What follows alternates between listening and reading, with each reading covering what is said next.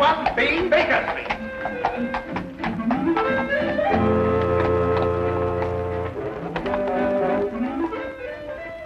And you're an idiot, too.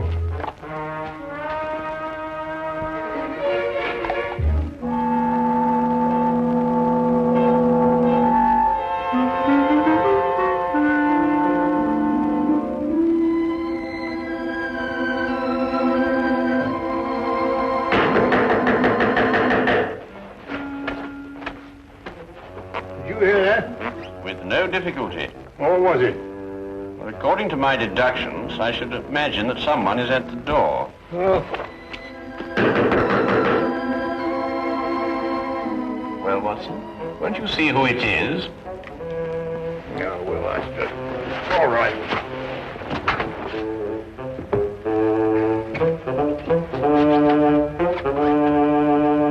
How do you do? Out of my way, imbecile. Ah, here you are. A most accurate observation. Don't fool with me, sir. I'll wrap this stick around your head. I beg your pardon. Do you know who you're talking to? I most certainly do. An idiot, a liar, and a blackguard. That's who I'm talking to. Would you care for a cup of tea? Never mind the cup of tea. Just give me my £100. Now, look here. Now you've gone too far. Who are you? Yes. Why don't you introduce yourself? Introduce? Mr. Holmes, what tomfoolery is this now? You know my name, sir. I wish I were equally informed as to yours. Do you mean to sit there and pretend you don't know who I am? I not only do not know who you are, sir, but I think I prefer it. Quite. But this is impossible. Oh, you're pulling my leg? Mr. Sherlock Holmes is not in the habit of pulling the legs of elderly gentlemen. Oh, enough of this nonsense. I talked to you here in these very rooms only last week. Oh, indeed? And what did we talk about? You know very well what we talked about. I informed you that several attempts had been made on the vault of my home. I asked your advice concerning a safer place for the family jewels, securities, and other valuables. Oh? And what was my advice? Don't you remember? You said that thieves never look in the obvious places for valuables. They only look in the places that are not obvious. Therefore, I should put my precious things in an obvious place, which would then become inobvious. Or some such drivel. Anyway, I took your word for it, and you charged me £100, too. Did I? I take it the advice was not very effective. Effective? My dear sir, not more than an hour ago, the biscuit jar was ransacked. Completely ransacked. Biscuit jar? I offer you my full sympathies, Mr.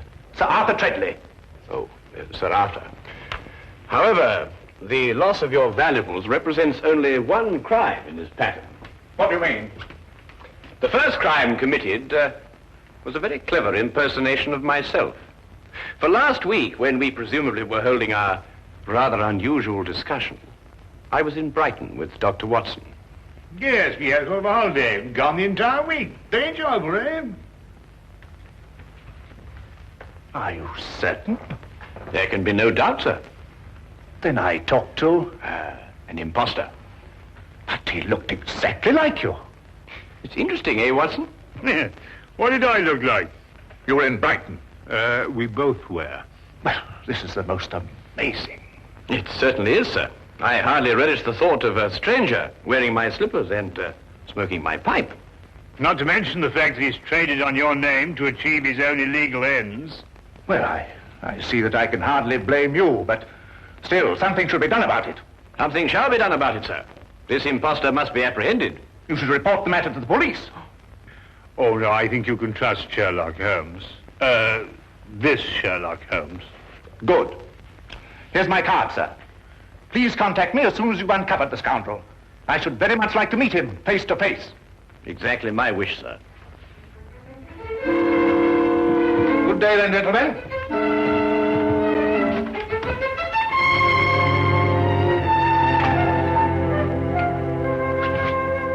Oh, the nerve, all the impudence breaking in here and pretending to be Sherlock Holmes. I was thinking about that biscuit jar, Watson. I must say my alter ego certainly had a good deal of audacity. He's back. Well, I hardly think so, Watson. Hello, Inspector. Ah, Lestrade. Holmes? Holmes. And the laughing stock of Scotland Yard. Oh, I am sorry to hear that. And so you should be. If it hadn't been for you, I'd have had London's cleverest jewel thief in the palm of my hand. Ah, also London's cleverest impersonator, no doubt. Huh? I assume that you are under the impression that I visited you last week and offered you some unsolicited advice, shall we say? Of course I'm under the impression that... What do you mean, impression? Well, I'm sorry to disillusion you, Lestrade, but you see, Dr. Watson and I were not in London last week. A gentleman bearing an uncanny resemblance to myself has duped you. I don't believe it. You just won't admit to an error of judgment. Oh, no, Holmes. I'm not accepting that excuse. We were in Brighton, and we can prove it. Ridiculous. You came to my office, and you convinced me to switch my men from watching Carlton's jewelry shop to watching Hammelberg's jewelry shop. Yes, and naturally, Carlton's was the one that was robbed. Clean as a whistle. Oh, Holmes. I can't face my men. Of course. My dear old friend, my advice to you is to return to your men and inform them that you deliberately exposed Carlton's jewelry shop to the thief. All part of a vast, intricate plan. And don't tell them anything more. Oh. You think that would work, Holmes? My solemn word. I'll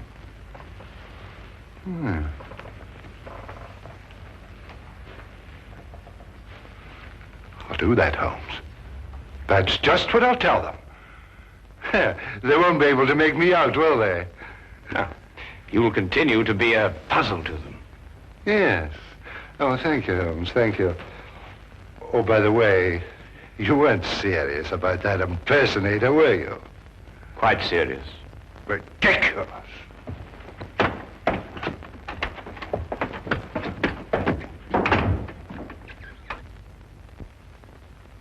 Holmes, this is getting worse and worse every minute. I dread to hear another knock on the door. Well, I think our man was busy enough for 1 week, don't you, Watson? Well, I hope so. Well, what are we going to do now? Well, to catch an impersonator, it may be necessary to bait the trap with a piece of imitation cheese. What? I say, Holmes, must we continue with this ridiculous act? Absolutely essential. Well, I don't feel very dignified.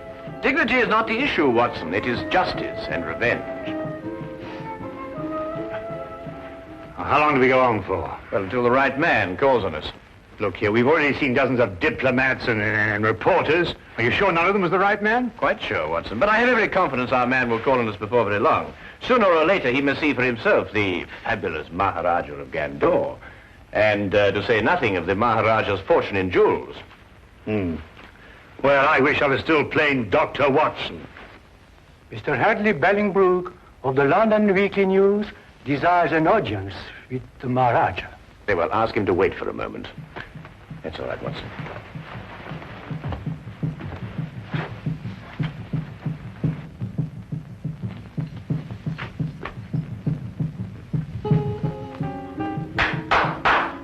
Show Mr. Bellingbrook in.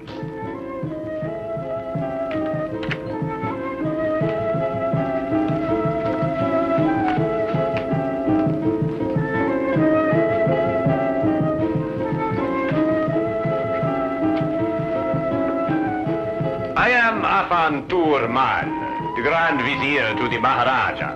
We welcome you. How do you do? Please to follow me. The Maharaja of Gandor, Mr. Bellingbrook. Would you state purpose of visit? Well, I'd like to get an interview with the Maharaja for my newspaper.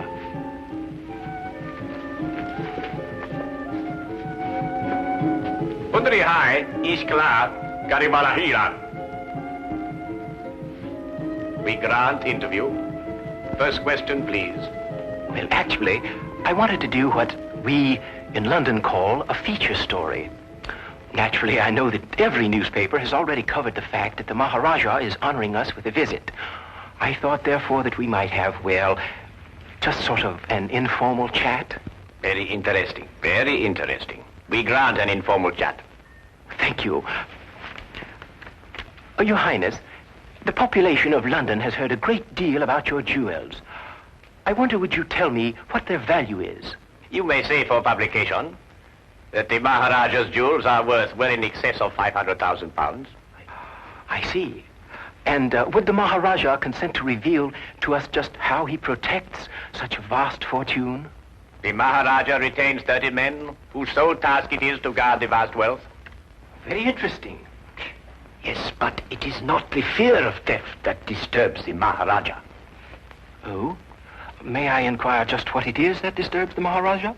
Mr. Bolingbroke, we are faced with a delicate situation. May we take you in our confidence? Oh, yes, of course.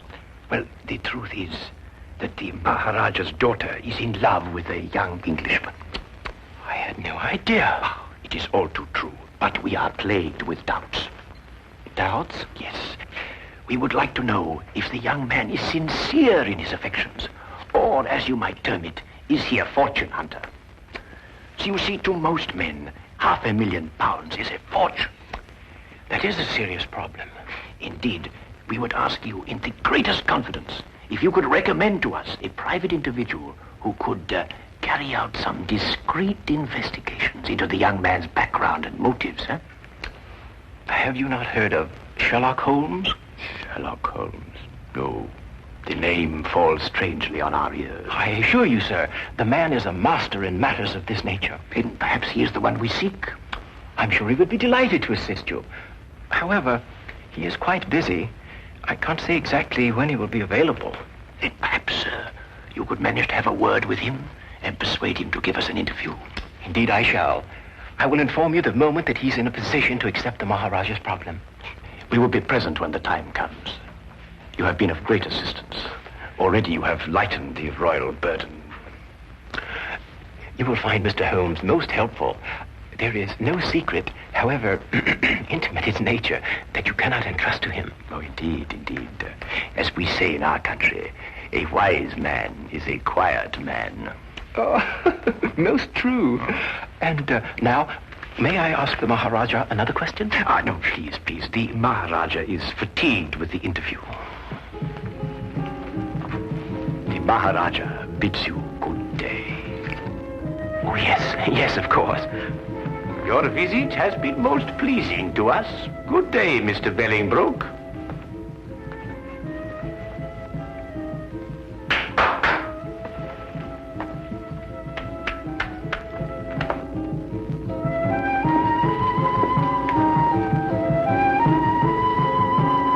May I speak now? Certainly, Watson. What would you like to say? Eh? Oh, no, nothing really. Oh. Look here, Holmes. Why did you tell that fantastic story, something about a daughter and an Englishman? Well, you're aware, of course, that Mr. Bolingbroke was not a member of the press. Oh? Seemed legitimate enough to me. Hardly. You see, there were no signs of the true journalist about him. The seat of his trouser was not shiny from constant application to a chair, nor were the elbows of his coat shiny from constant application to a desk. Yeah? His spectacles were mere props, being made of plain glass. Plain glass? Good Lord, how did you determine that? Well, Mr. Bolingbroke is nearsighted. It was quite evident from the manner in which he took those notes that the glasses were no use to him whatsoever. Oh, I see. All right, then, granted Bolingbroke isn't Bolingbroke. Well, who is he? I mean, he doesn't look very like you, does he? Well, that's true, Watson. I think we shall learn more about our mysterious friend when he arranges that interview for me with Sherlock Holmes. Yes, I believe he resides at 221B Baker Street. A charming man, too, from what they say.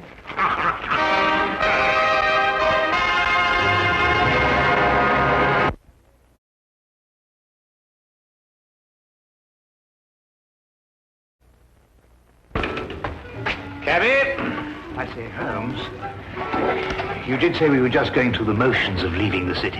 Yeah, correct.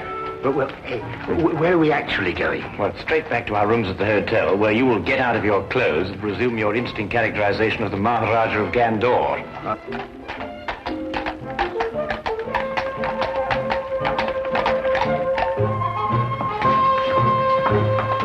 Charing Cross Station, my good man, and hurry, we have a train to catch.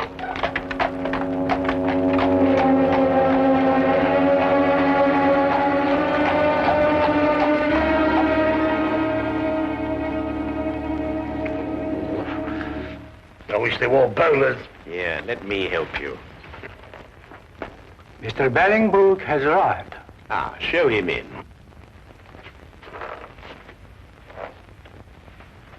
Maharaja. Huh? Ah, Mr. Bolingbroke. We greet you in peace and in hope. I think your hope is justified. Then you bring good tidings? I do. We had a good stroke of luck, and Mr. Holmes waits you this evening. Splendid. 8 o'clock would be most convenient for His Highness. I'm sure that would fit in with Mr. Holmes' schedule. We are most happy, Sahib. By the by, where does this Mr. Holmes reside? The address is 221B Baker Street. Baker Street. Ah, that has something to do with cakes and bread, no doubt. Yes, it is. But it has nothing to do with it in this case. Odd name for a street. But however, we shall be there at the appointed hour. Good day, Mr. Bolingbroke. Holmes, if this is your idea of a joke, then our friendship is at an end. Not to mention my career with the Yard. I give you my word, Lestrade, I am utterly serious. And what could be fairer than that? I know. It just seems peculiar, this business of sneaking up to your place and arresting Sherlock Holmes. At 8 o'clock tonight. But suppose he isn't there. Suppose we burst in, guns drawn, and find the flat empty. How will I face my man? Rather sheepishly, I should imagine. Look, Lestrade, the imposter is using our flat because he thinks we've left the city. Yes, I know. But it will be a tremendous fillip for you, Lestrade. Your name will be on the lips of every man, woman, and child in London. Every man, woman, and child, eh, Holmes? All right, I'll do it, Holmes. I'll do what you ask. Wilkins? Yes, sir. Have Hennessy and Clybourne report here at 7:30 tonight. Yes, sir. Oh, and you'd better be here, too. Very good, sir. One thing more, Wilkins. If anything goes wrong tonight, you know with whom the responsibility will lie? Well, I hardly like to say so. You're in enough difficulty as it is, sir.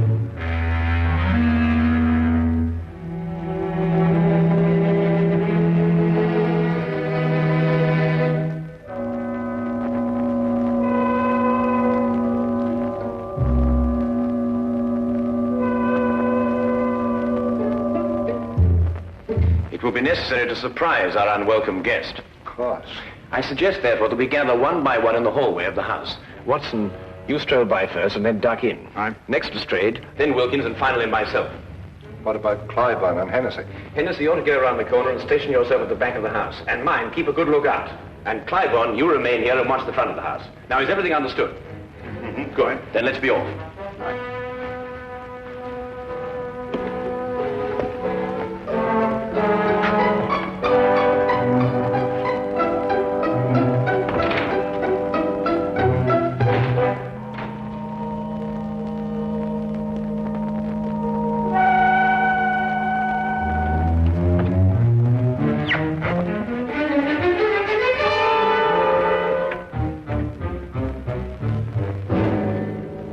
Good evening.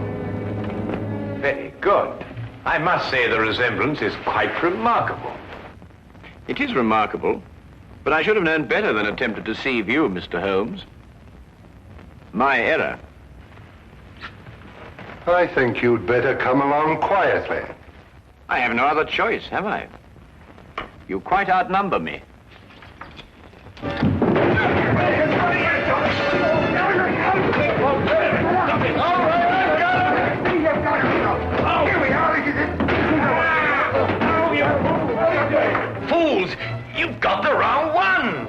No, you don't. We've had enough of your tricks. Lestrade! Watson, he's getting away!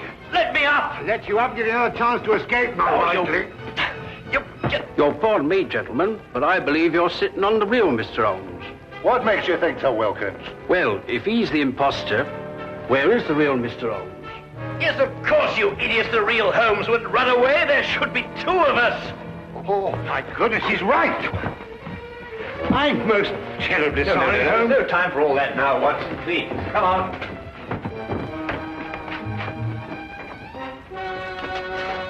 Mr. Holmes, what is it? Have you seen the imposter? No, sir. He got away. Look down the street. Hurry, man.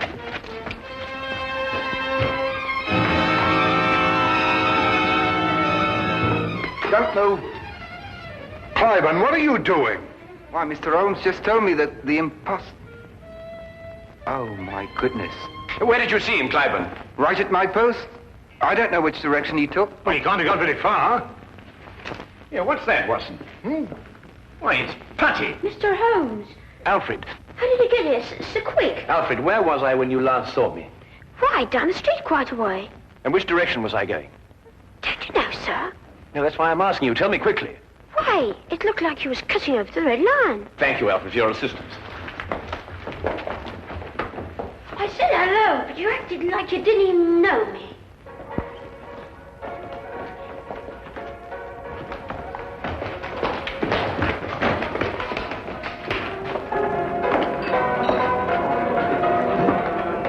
Make yourselves inconspicuous. I'll call you if I need you.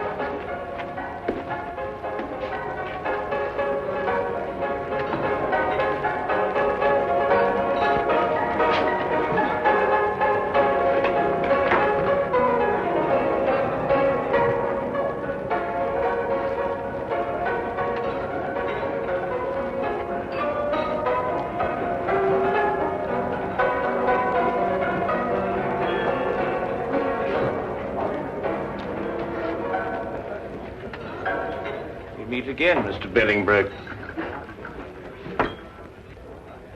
I beg your pardon. Disagreeable stuff, Putty, isn't it? The way it sticks to everything. Your hand at cup. No, I wouldn't advise you to do that. There's no point in trying to run away again. You see, there can be no possible confusion between us this time.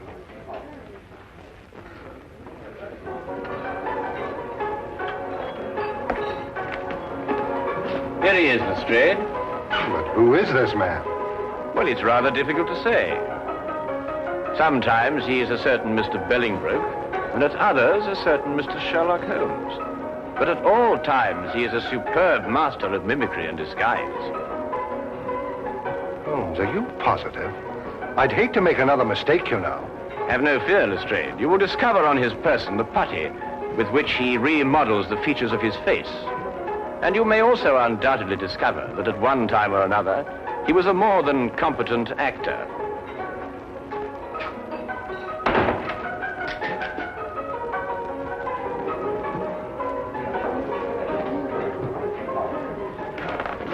But Holmes, I still... All right, all of you. Now move in. Come on, Tony, we can make a break for it. Just in the nick of time, Charlie boy. Here, give me the gun. Thank you. Now, won't you sit down opposite your partner? Aren't you Tony Simmons? No, I am Sherlock Holmes. And this, in yet another disguise, is Tony Simmons. And this is Inspector Lestrade of Scotland Yard, Dr. Watson, Sergeant Wilkins, and Officer Clybourne. Now, is everything quite clear? Wilkins, give me a hand. My head feels quite light.